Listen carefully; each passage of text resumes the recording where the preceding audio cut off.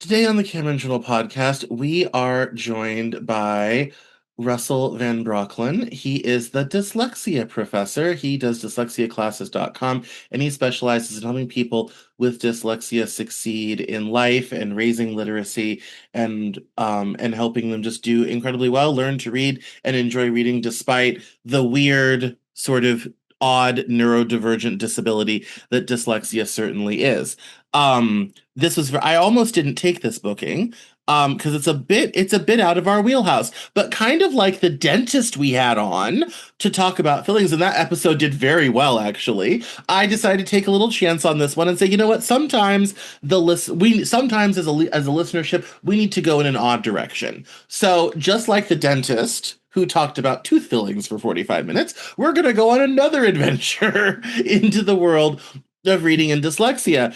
This is also a very personal subject for me because my dad and his whole family are dyslexic. So I've watched my cousins, struggle with this a lot. I've watched my dad struggle with this a lot. And as someone for whom reading came incredibly naturally and who's lived my life in books and has published 4 books and um all this type of thing. I can't imagine a world without reading and letters.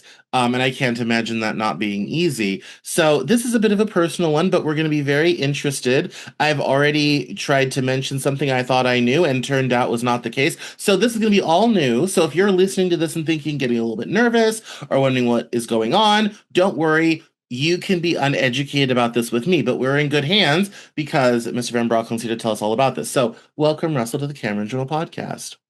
Thanks for having me on. Well, why don't we start right off from the beginning? Tell us a little about yourself and your work. Well, it all started for me when I did the New York State Assembly internship program. I wanted to know how government worked, not a theory I wanted to know.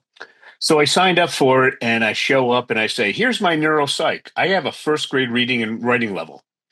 And they looked at me and said, this ain't going to work. So they got their top people together. They put me in the Majority Leaders Program and Council's office, which had Mm. 3 administrative assistants. And for my major research project, a very standard accommodation for me back then was to give an hours long oral report and argument instead of a written paper. Mm. They tend to make it so long and so evolved that no other student, they were offered that. And they said, no, we'll just do the writing. Yeah. At the end, they recommended 3.67. So I thought, oh, fantastic. This is going to really help my GPA out. Mm. Goes back to the State University of New York, Center of Buffalo Political Science Department. They look at it and go, we don't like these accommodations. So here's your 15 credits of F. Mm. That's Okay. how Do you sad. have, You worked so hard. That's sad. yeah. And do you have any idea what that does for a GPA? It tanks it entirely. Yeah. Yeah, Yeah. exactly. So after college, I said no more. I wanted to solve reading and writing for everyone, for dyslexics. And Mm. I said, where am I forced to do this? I go back and I asked my professors at Buffalo, and they kind of laughed. They said law school. I said, oh, okay, so I'll go to law school. So I went and I audited property and contracts with under contracts under Professor Warner. He was a dyslexic professor. And on the second day of contracts, he calls on me. And what they do, if you don't know the answer in law school, is they will keep asking you questions and embarrass you. All right. And it's called the Socratic method. It's very rough. Well, for the first time, everything just organized for me, and I could just see things clearly for the first time in my life. And as I found out later on, like countless dyslexics generations before me, we go into grad school, we own the place day one. That's just one thing I found with dyslexia. So How I, strange. oh yeah, well, no, I'll get to the science in a second. But what happened is he started asking me these really tough questions, and I could actually answer them. I knew where he was going multiple steps ahead of time. So did he. I leaned forward, and I was basically shouting at him. He leaned forward. He was basically shouting at me. Still considered polite within the context of these type of discussions. It went on for 15 minutes. Then he said, Russell, in the interest of time, I have to move on. You couldn't be any more correct. All right. Within weeks, I was reading better than my classmates. Within a few years, I was like solve the writing. Mm. And then I wanted to go and just solve this for everybody. So what I decided is let's go with the ideal. So you've how far did you go in your education? I have 3 degrees. BA in political science, an MA in diplomacy and international relations, and then a master's of fine arts in creative writing. Okay. Did you ever take the GRE? I did for my first graduate program. I scored above the Okay. test, actually. Fun Yes. fact. How did you do on the writing aspect of it? I think I got a 5 on the essay, and it was my highest score. I always score very strong in reading and writing. Okay, so you So, scored a 5. So my job was to take a bunch of senior dyslexics. I mean, these are the most intelligent, hardest working dyslexics that are juniors and seniors at the Averill Park Central School District right outside of Albany. Their best teacher is Susan Ford, and they're writing at the middle school level. And the very now best student. let me be honest and clear, and longtime listeners will know this. When I was 12 years old, I could not write a coherent sentence in the English Hmm? language. I always excelled at reading. Writing was where I struggled. Punctuation was something I didn't even know or comprehend, and I still can't do an Oxford comma well. And but I was very fortunate. For me, I was homeschooled after the fifth grade for other issues, and my mother hired me a specifically a writing tutor, an English teacher from a Christian school named Mrs. Kathleen Richmond. And from I think 13 to 18, she dutifully finally taught me how to write coherently, and then I took something that was a weakness and turned it into a brand. Well, So I'm not unfamiliar with the struggle in writing. At 13 years old, if you told me, yeah, you're gonna take this really important test when you're 21 and you're gonna score above the test, get a 615, get invitations to Gonzaga and UCLA, my mom would have laughed in your face and I wouldn't known what you were talking about. But I did. So well, just to show you the magnitude of this, the students started out in September with a seventh, eighth grade writing ability. yeah. The two top students, and Mhm. before that, another top student, okay, at the end of a one class period a day for the school year, scored what you scored. That's huge. I mean, Yes. that's massive. They, That's quite a massive change. They did it faster yes. than I did. It took me years, so they're ahead of me. It took you years. This was one class period a day for the school year. It cost New York State little under $900 a kid. That's Okay. not bad ROI.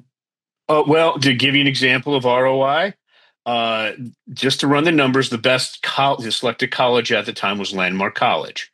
At the time, this was the mid 2000s.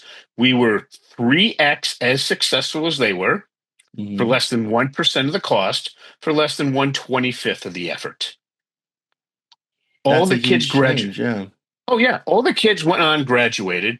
All of them went to college, no accommodations, GPAs of 2.5 to 3.6. All right.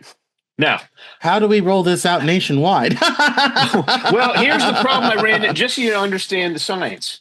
This Yeah. is the best book in my field. It's called Overcoming Dyslexia by Sally Shaywitz, and it's brain scans. Here's dyslexia. You Yeah. see how the back part of the typical brain has all this neural activity, mine's next to nothing? Yeah. You see how the front part of the brain's about 2.5 times overactive? Yes. Okay. That was the secret. All I did is that Yale said that's articulation followed by word analysis. So Mm. here's the big connection. You took the graduate records exam, analytical writing assessment, analytical articulation, same thing. Did very little word analysis. Okay. Hmm. So that worked for that very small number of kids. So I'm going to ask you a couple of questions. If that's okay, because you may have a writing concern that you're not aware of. Are you ready? Sure. Okay. So just so you know, I'm just going to use you as an example, but when I try to get this out to typical students, it didn't work Yeah. at all. So what I had to do I'm is that front part autistic, of, so I already don't even fall into that category. well, the front part of the brain, according Hmm. to Yale, is articulation followed by word analysis. I found I had to switch it to word analysis followed by articulation. Mm. Okay. But that was step three. The first step is we have to focus on your speciality. So for you, what is your speciality? If you could do anything you wanted all day that you really love, that you're really good at, what is that? Oh, well, I'm going to fail your first question. I've never ever said this on the show, but the one of the dirty secrets about me is I'm not actually really good at anything. The only thing that ever came naturally to me was reading books. That was it. Everything else I had to learn very painfully, very difficultly over a long period of time. Even that was even true in music, which I won awards for. It was still a lot of crying and wailing to get to being any good at it. So I don't know, probably sitting around and talking to people. One of the only things I enjoy about this business is talking to people like you. Okay. Right. I basically turn my desire to talk to interesting people into a business. So yeah, probably read books and talk to people. Okay, read books. No, that's a perfectly good speciality. You really like reading books. Here's my question about it. When you're thinking about reading books, do you ever have a lot of ideas flying around your head at light speed? Key question with little to no organization. Was that ever you at any time in your life? Yes, absolutely. Okay. Here's my next question. This is probably more before you had your tutor. Hmm. Like when you were 12 or so, but I want you to think if you ever wanted to write about reading books at any time in your life, the ideas in your head, what you want to say about reading books. Fingers, keyboard. The ideas in your head, you it's right there in your head. You take your fingers and put it on the keyboard. Has the idea ever flown out of your head, leaving you with an empty brain? Sound familiar or that's not me? No, no, that has, as a professional writer, this is a huge problem. No, no, it happens all the time. That's why I have so many systems and things to notate things as I used to do it by hand. You should see my desk. It's covered in sticky notes because I'm always got 10,000 things going on in my head. Well, I hate to tell you this, but you're probably dyslexic. No, but I don't flip letters around. I've No, the never, flipped letters. yes. That's the old wives' tale. That's not what it's about. But two very common things. When you answer yes to the first question, when you're having your speciality, do you have ideas flying around your head at light speed but with little to no organization? That generally means ADD, ADHD, or mild dyslexia. I do have ADHD. Yeah. Okay. So. Now the second one, ideas flying. The idea is in your head and you want to write on it, it's in your head. You take your fingers, put it on the keyboard, it flies you out reading with an empty brain. That typically means some form of dyslexia. No, I sometime one this actually It's happened. not perfect, but that's generally how it comes out. No, no, I was going to say a living example. Was the other night I had thought of three things before I was going to bed, and I only Mhm. wrote down one of them because I couldn't remember the other two. They were there, and as soon as I went to write them, there they went. This is why I try to write things down quickly. No, this happens all the time. You should see how I write a book. I talk when I teach writing, I talk about outlining and all this type of thing, but I say you can also start with a mess. I literally will write down, so this is how I start writing a book. It's scraps of things, a bit of dialogue, a scene, an idea. Character A does something to character B, or something happens to character B, whatever have you. And that's it. And then I have to go through, organize that into something that looks like a story, and then actually write about it. And sometimes I even struggle with writing quickly, productively over time because sometimes I look at something and I can't quite get the train going to what a scene should be. I had a project that was stalled for a couple years because I couldn't figure out a dinner conversation.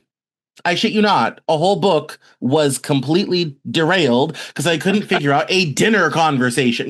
This is Downton Abbey. It's not that hard, but it took me 2.5 years to finally figure out, oh, they need to have a conversation and here's what it should look like. Very, very frustrating. This is why it takes me 5 years to write a book.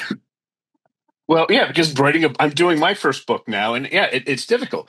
But what I'm basically saying is the first thing is if you're going to work with a typical kid, is Yeah. you have to focus on their speciality. Hmm.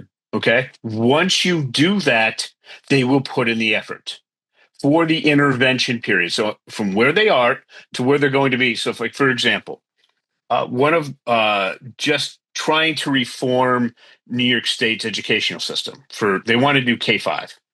So Hmm. I had a client that I spoke with on December 27th of this past year, full permission to tell the story. It's a homeschooling mom named Kimberly. Her son's name is Reed. Okay. He was in fifth grade. In that December, he got tested. This is in Ohio. It was 190. Okay. That meant mid second grade reading and writing. If Hmm. he was in a public school for all the way through the end of the school year, he was supposed to increase by 2.8 points, but he didn't. Kimberly got him to increase by 20 points. So over 3 standard deviations. So grade level was 211. He's at 210. Then his friends came to him and said, Reed, we want you with us in public schools. It's social. Right. So Reed entered public school. He's in his typical classes doing just fine because his mother did in 6 months what private schools have a hard time doing. Hmm. Okay. Now, how do we do that? We focus on his speciality during that intervention period. Then here's another key thing. We don't teach from the general to the specific. We teach from the specific to the general. So, for example, you can't ask people like us, what effect did Martin Luther King's famous I Have a Dream speech have on the 1960s civil rights movement? For a lot of us, it's like grabbing fog. We can't do it. But if we ask what specifically compelled Martin Luther King to want to give his famous I Have a Dream speech, then we can look at his biography, find the answer, which will present another question. We answer that, present another question, answer that. Forces the brain to organize itself by using writing as a measurable output. And then we do word analysis followed by articulation. And then it works. Because, but what is what do typical schools do? They don't teach one book, they teach a whole bunch of different ones.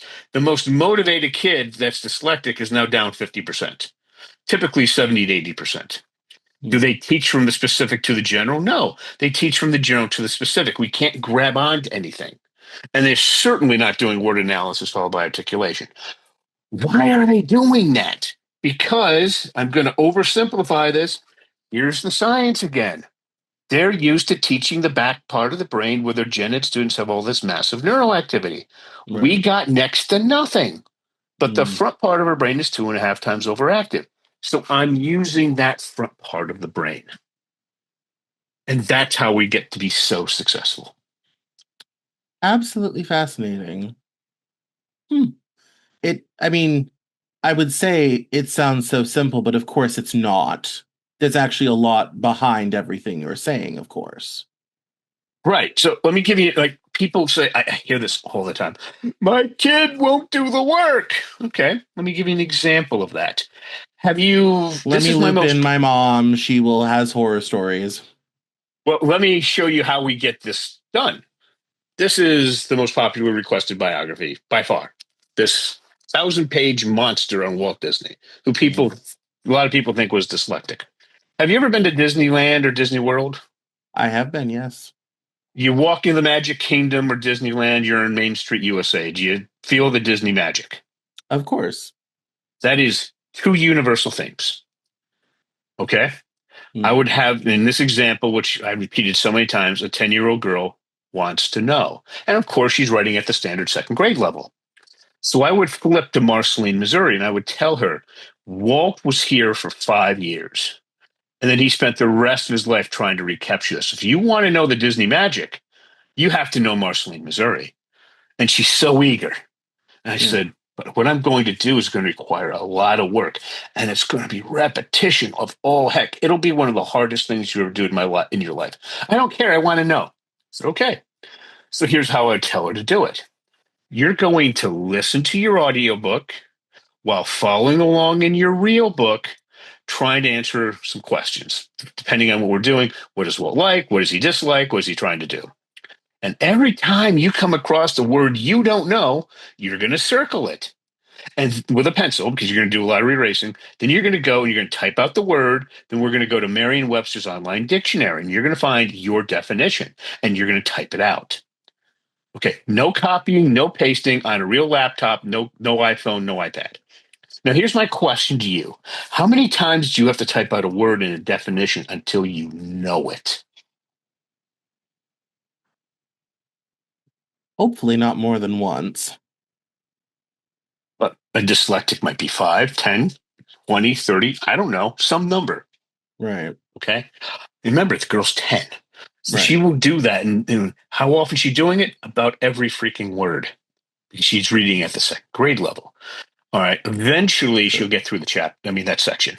Right. I'll keep having her going back until she can read it thoroughly with no assistance.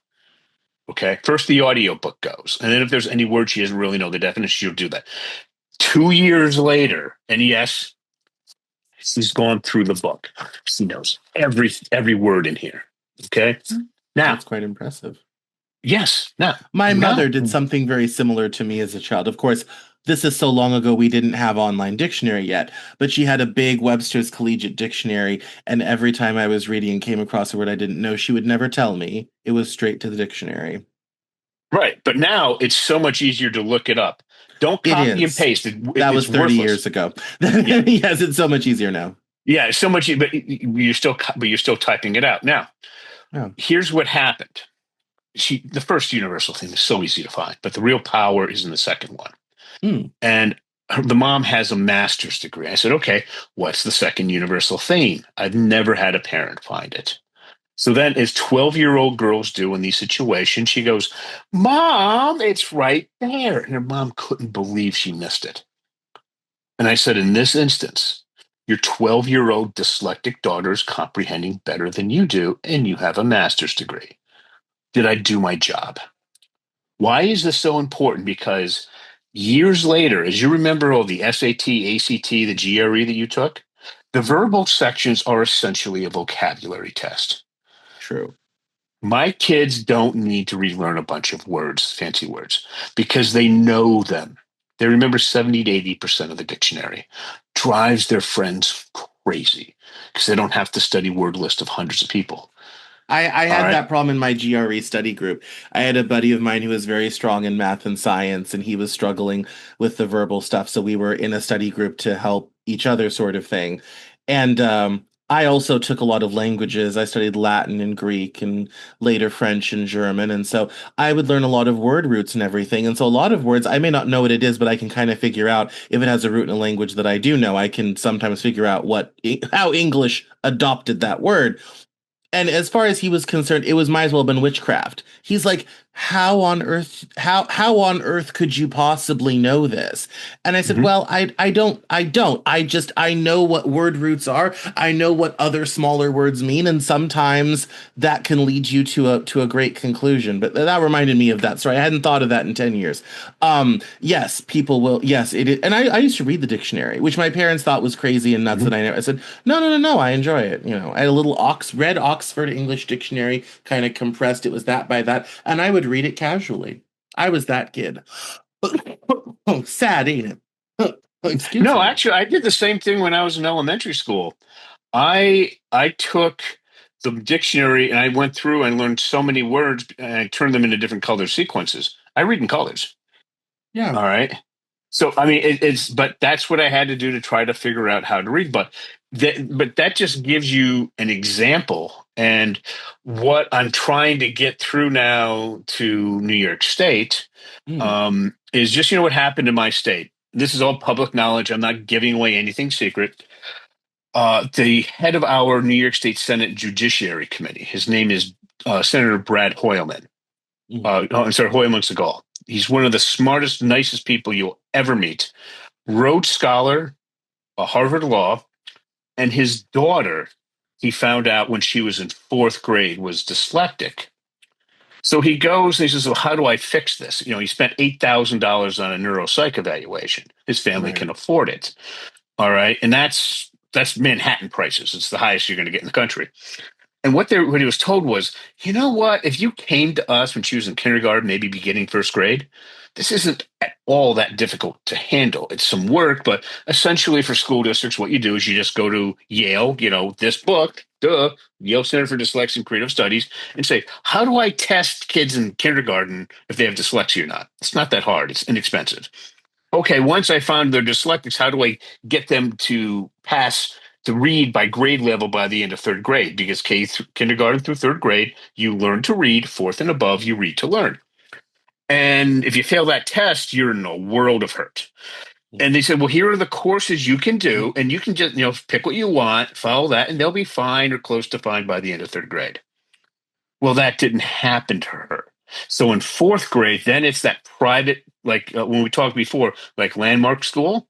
Mm, They need them for about 4 to 5 years to fix it once mm, they're in fourth grade.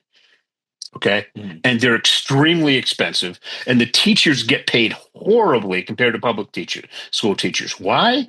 Because it's like 4 to 5 kids per teacher. Yeah. Okay. So, and it's house money, especially if you're living there. You're talking a price of a house. All right. Now, Senator Hoyleman Segal, his family can afford this for his daughter Sylvia. But he said, what about the rest of us? So he really pressured the New York State government. And then in 2024, they, through just multiple veto attempts, he got it done. They took the 100 top dyslexic experts, parents, teachers, researchers, whatever, and they came up with a dyslexia report. All right. And then they said, okay, this year they wanted implemented. Well, what they found out is there's two primary issues that came back. They never ran the numbers, but it's going to be a tremendous amount of money. What they essentially wanted to do was to give the kids an extra 45 minutes of reading education, writing education a day, in addition to what they're currently getting until they're essentially past one of the third, fourth, fifth grade New York State reading, writing test until they Mhm. pass that with a 3. That was 0 to 4 scale. They couldn't, there was the money issue. And then the teachers kind of rebelled because we just already dumped so much stuff on them. And they said, we can't go through another massive amount of training right now. We need some time with this. And I looked at it and I said, okay, Kimberly, same thing with Reed. He was, again, we have the numbers. He was somewhere in the mid second grade level. And in 6 months, a mom did this doing part time. I'm like, maybe you would consider this. You can afford this. I'm working with a member of the task force. Her name is Evelyn Whitebay. She's one of the top teachers. We can go in and train an entire school district how to do this in less than 6 hours. Wow. Please Okay. tell me you're doing that. I'm in the process of writing my book. You've done 4 of them. I'm doing my first one. Essentially, it's going to be Kimberly's story, her hopes, her fears, her dreams, her failures, getting her son through this process. Then Evelyn's coming in and just, her background, she was 3 to 4x as successful as the typical special ed teacher. Mm. All right. The senior people of the state education department literally pressured her tremendously to get on the task force. She's then looking at this saying, okay, this is what a mom did. This is what educators should do. Here's some things to do better. So we should have that out. We're hoping in January. Oh, wonderful. And then we're hoping to go back into the state and say, you can afford this. We can not only teach students how to do this, we can go ahead and within 6 hours, we can also teach how to do body paragraphs that would pass the New York State Regents exam. Because Yeah. not only doing that, did you ever hear of a book called The Craft of Research? Yes, I have. Ah, okay. How familiar are you with it? Not terribly. Okay, So go ahead. Tell us well, about it. it's something you've done in grad school. So remember when you were writing your papers in graduate school, you did context, got everybody on the same page, stated a problem that needed to get solved, and then you wrote a solution where your professors actually learned something new? I don't know that they ever learned anything new, but I certainly did that, yes. Okay. That's what it's all about. It says if you can't write up anything original, don't write the paper. So I've dropped context to 9 and 10-year-olds and problem to 11 through high school. Now, for those who really want, we can also go to solution. I want you to name a book that everybody reads in high school that you're really familiar with. I didn't go to high school, so I would not know. Well, what you learned, but obviously you were homeschooled. What's a book that everybody goes through, homeschool, high school, doesn't matter, that everybody reads, that you know a lot about? Maybe The Outsiders by S.E. Hinton, Pride and Okay. Prejudice. I hardly know anymore. Okay. The Outsiders. Okay. Could you write something truly original about the Outsiders that never has Absolutely been written not. before? No, of Well, course not. well, I could actually show you how to do that so that every so that it's original, not at the high school level, but at the graduate level. Fascinating. It's been No, it's been I'm the reduced type of to a person. formula. Yeah, unfortunately, I am one of those people who I don't necessarily have a ton of original thinking and thoughts. On the occasion, I come across one or two. In my writing, I came across the idea that capitalism seeks a frictionless return. That was my own idea. On the occasion, I will dig out some niggling detail that people haven't thought of yet, but usually I kind of end up with what I call the consensus answer. Mostly because I research so broadly and read so many different things, even things that are seemingly disconnected, and then kind of bring it all back together. My special talent and what powers a lot of this show is that I'm very, very good at taking the complex and explaining it in an easy way while not losing any of the juice, which is very Hmm. hard to do. Although I'm about to be replaced by AI, I think. But Oh, you won't be. No. um, but that's what I mean. I can read 1,000. In fact, my book out today, America's Lost Generation, which tells the story of millennials. I read 800 articles in 4 books to write 327 pages. And what I do is I take all that various and sundry thing and I distill it down to the common themes, the common narratives. Even when I do news analysis on the Cameron Joel News Hour, I talk a lot about news narratives. One of my Hmm. Cameronisms is the news is a narrative. That's why they call it a story. And and so I kind of take the volume of kind of incomprehensible, overwhelming stuff, and I package it into something the average person can understand and want to listen to. And that's why people watch this show. So that's kind of my special sauce. I'm not one of those people that writes crazy original ideas. I oftentimes read what other people have come up with and been like, "Oh my goodness, you're so brilliant. I would have never thought of that in a million years." Um Sort of thing. That's my own unique brand of special sauce. Although in grad school I did piss off my professors when I wrote a paper about how I was doing a specialization in terrorism and symmetrical warfare, and I wrote a paper about how terrorism was a matter of perspective. One man's terrorist is a man's freedom fighter, and here's why, and all this sort of thing, kind of bringing some humanity to it all. That pissed people off, but I don't think I ever wrote anything that original because that's Well, not my brain well, doesn't spit that output. I'm not talking about things that like uh, where it's some new idea, some new interpretation of the book that'll be going down for generations. I'm talking about just what you said, but what you find is when you're looking at communicating a point, we expand that point with certain historical analysis and additional research and additional ideas.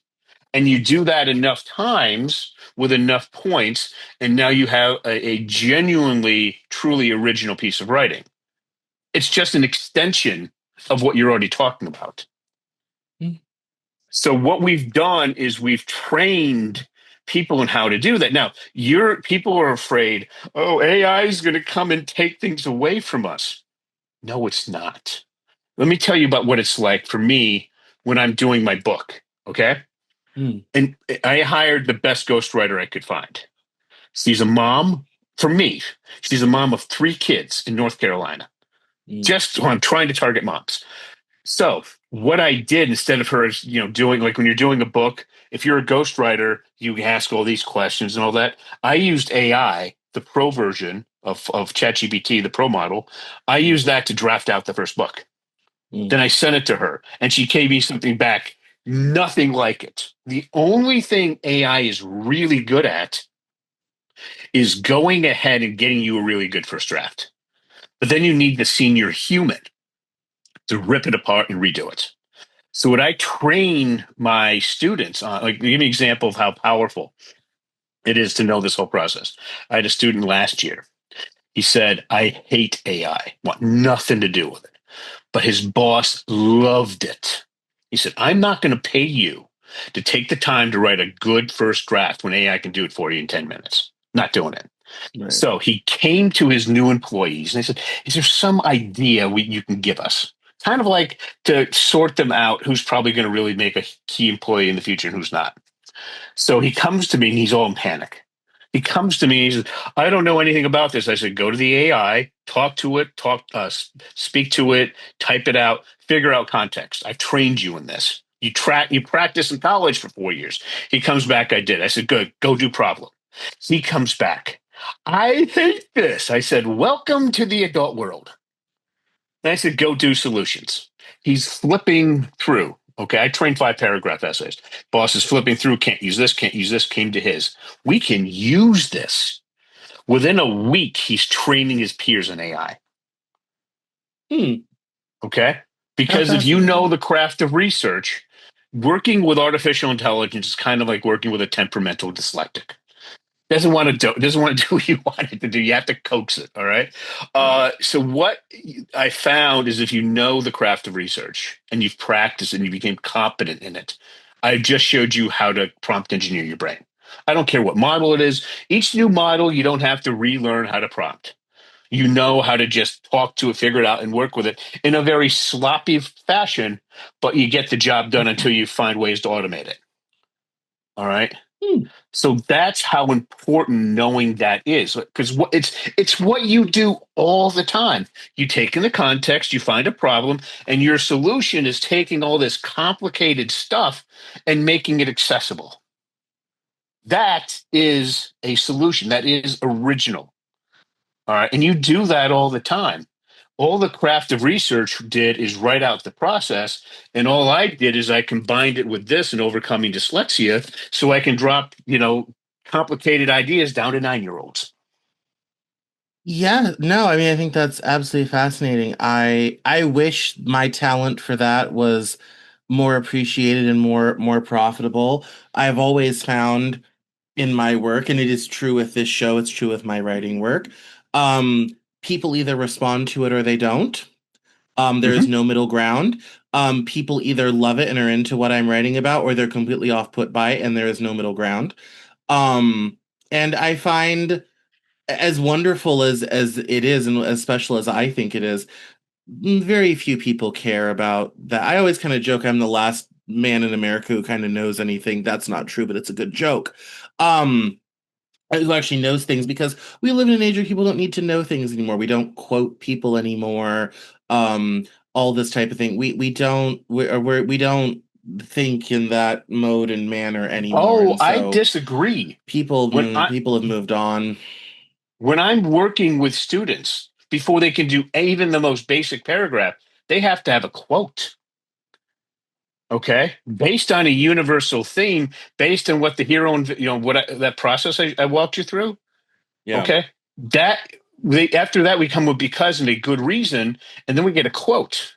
No quote, no, because what they do is they answer the who, what, when, where, how, why, to create a basic paragraph for the first level, and then I come back and I ask for a second quote. All right. And I actually use, and a lot of people aren't going to understand this from the craft of research. Are you familiar with warrants? Yes. Okay. I actually add 2 warrants per paragraph.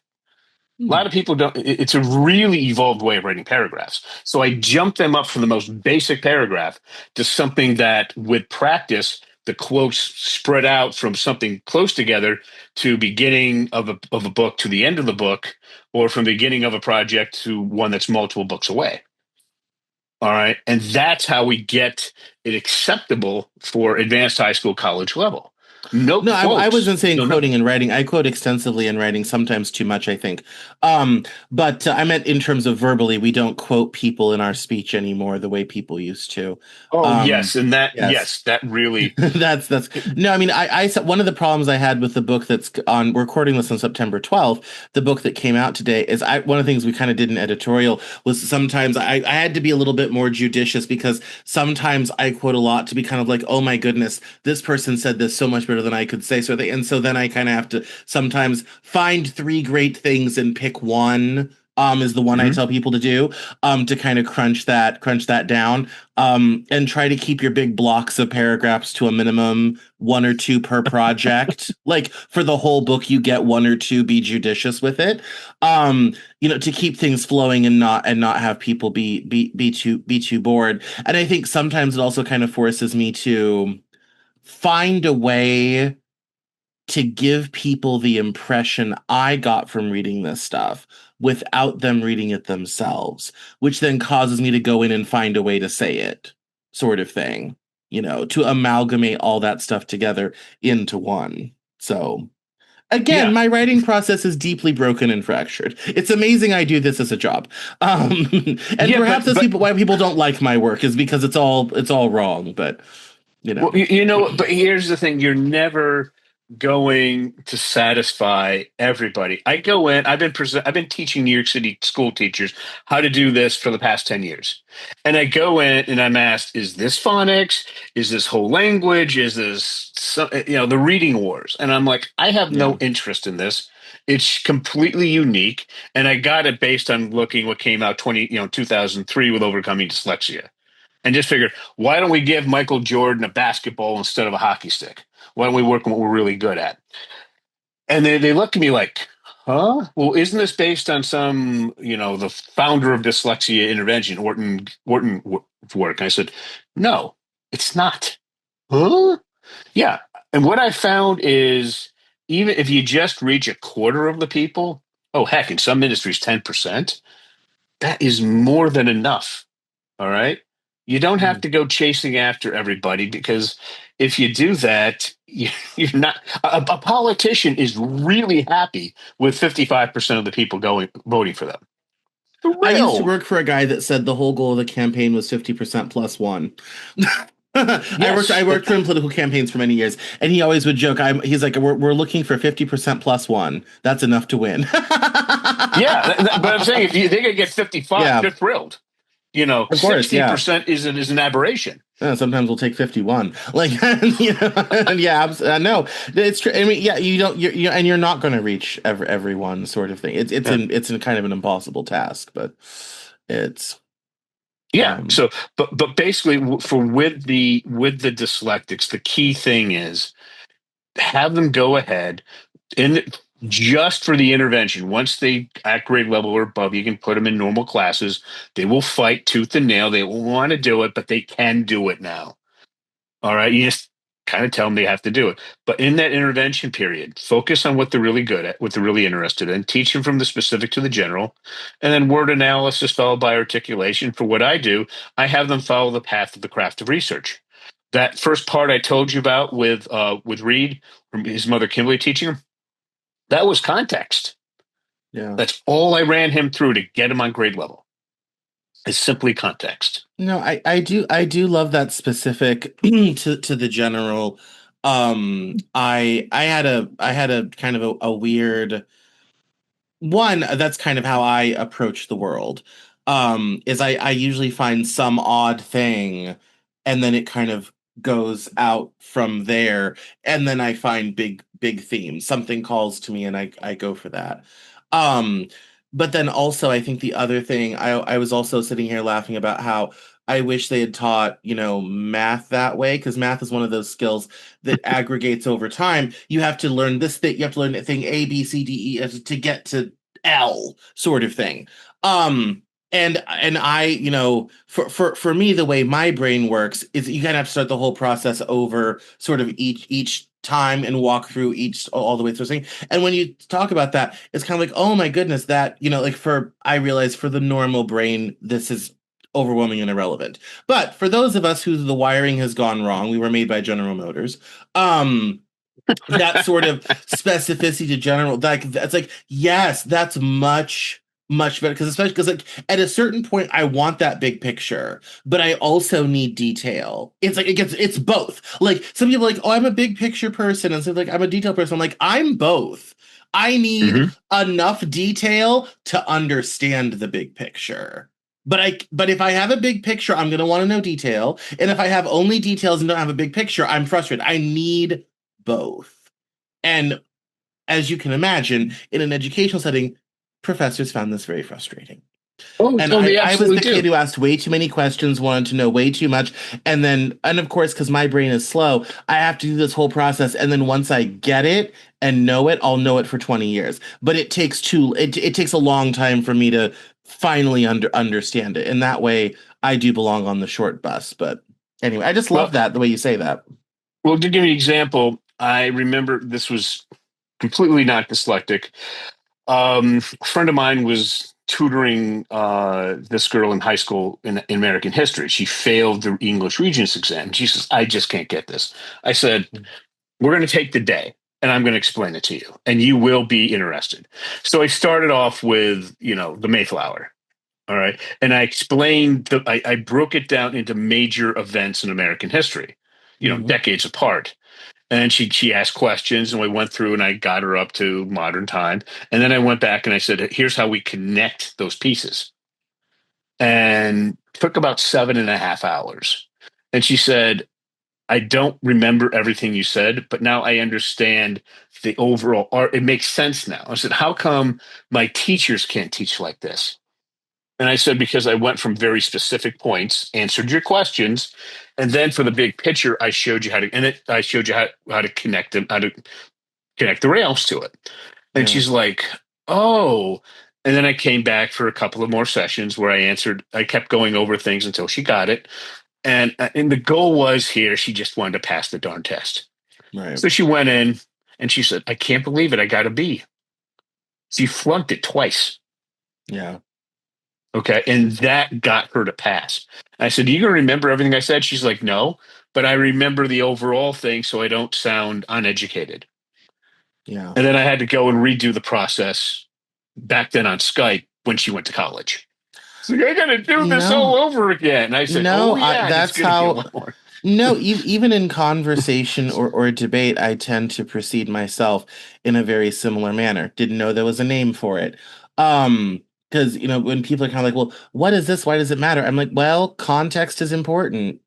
And that a lot of the center of the brand of how I talk about things, especially when it comes to public policy, political events, current events, all this type of thing, is context, and I try to deliver that as fast as possible. People walk Hmm. away. Do they know as much about it as I do? No, but they feel like they've finally got the general idea and their ears didn't bleed while they had to hear it. That's literally the center of the brand of this whole show.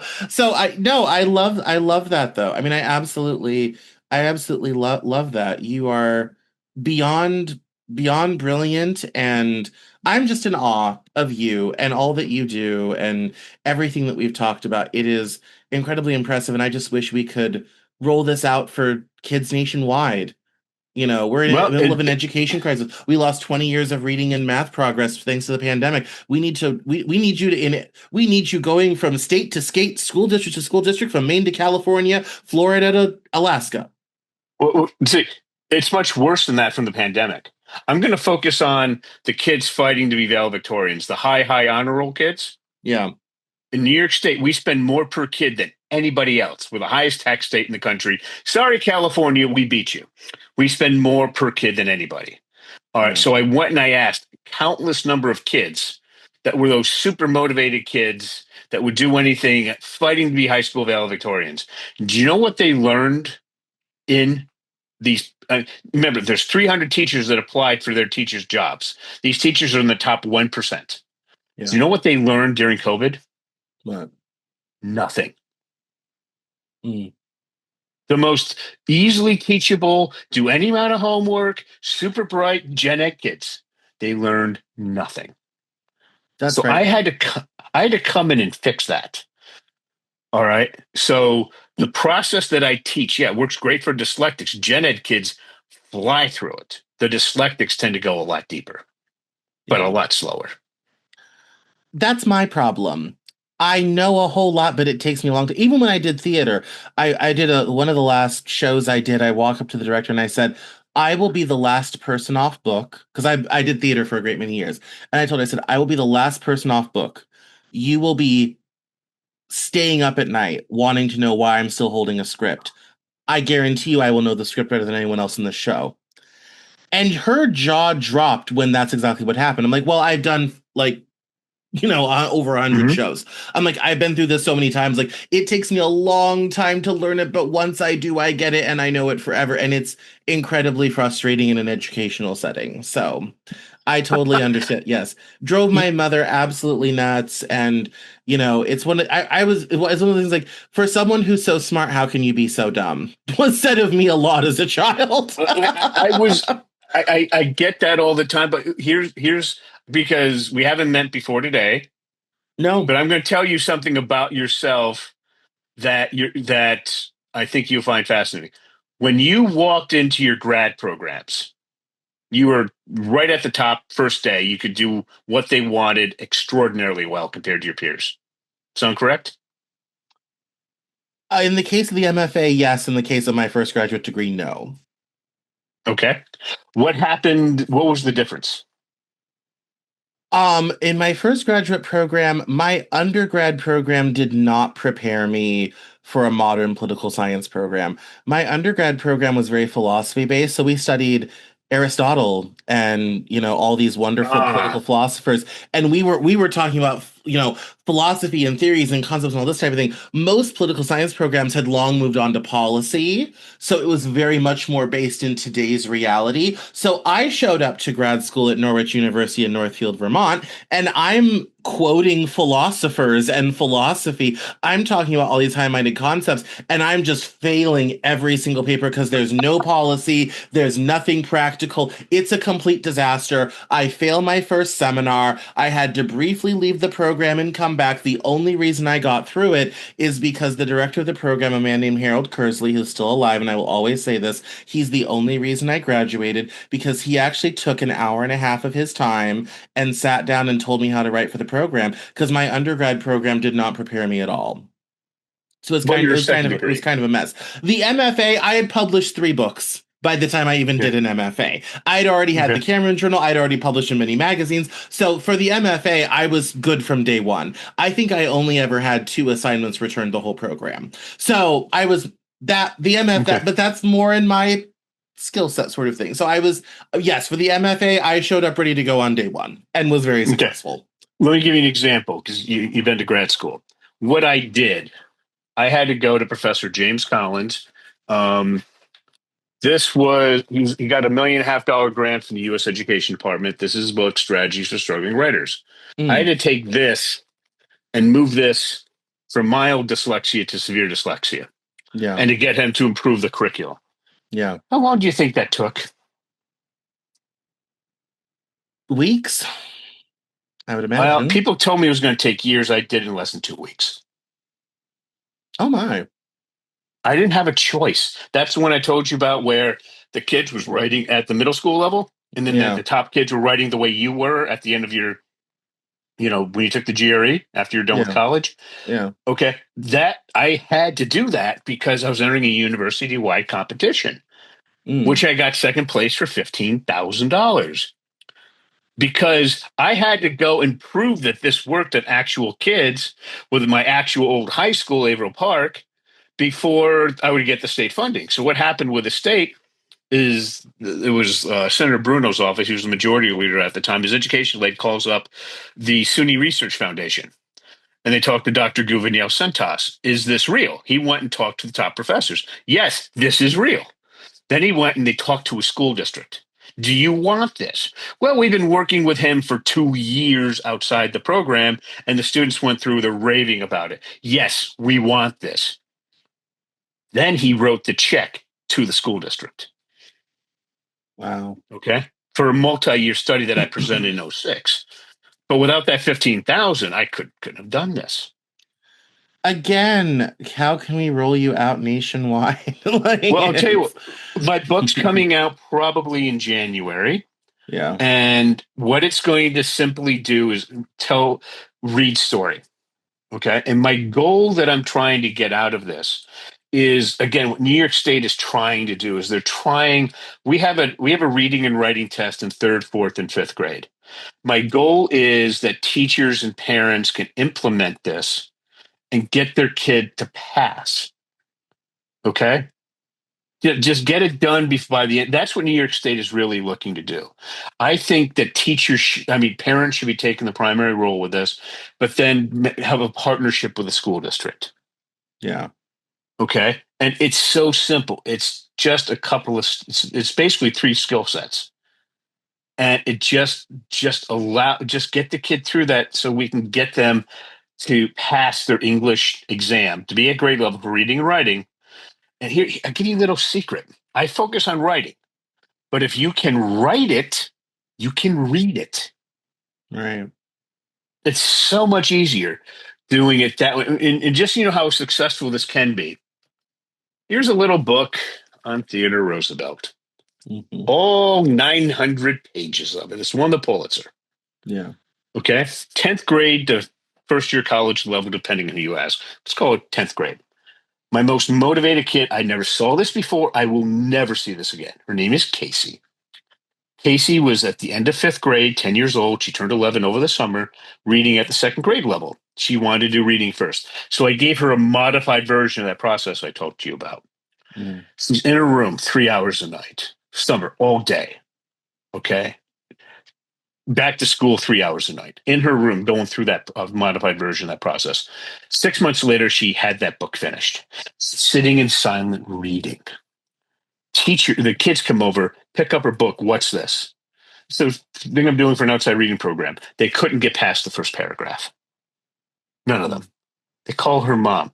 What is your daughter doing reading, this, high school level, college level book? I thought she had a really bad reading problem. She's the best reader in the class by grade levels. And her mom asked me, what's going on? I said, what do you think she's been doing in her room all night? I spoke to her 15 minutes a week. Her mom could afford me an hour a month. Occasional phone call, 1 or 2 minutes when she needed clarification. 6 months, she's reading, she increased by 8 grade levels. Mm. And people say this can't be done. A 10, 11-year-old did this. We were on that book for another 2 years. She was ready for college at the end of 8th grade. Last I knew, she was in college doing extremely well. Last contact, she said, I'm getting my first big girl job. Mm. Okay. That's wonderful. Well, Yes. that's an excellent place to stop. We're at an hour. The time has flown by, which makes for the best Yes. interview when I forget to check the clock. Um, so why don't we find out where we can keep up with you online, get in touch with you, follow your journey, and we'll get you out of here. Best thing to do is just go to Dyslexia Classes, plural, Dyslexia Classes with an S, dyslexiaclasses.com. And there's going to be a button, download free report. Just fill in a few short questions, and you get the report, the 3 reasons your child's having trouble in school due to dyslexia. And then you set up a half an hour appointment with me and your child and kind of go over what we discussed today. Excellent. Well, I'm so glad I took this and did this. Thank you so much, and thank you for coming on the Cameron Journal podcast. Thanks for having me.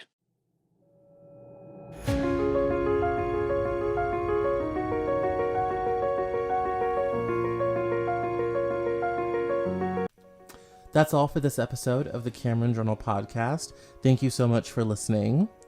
Visit us online at CameronJournal.com.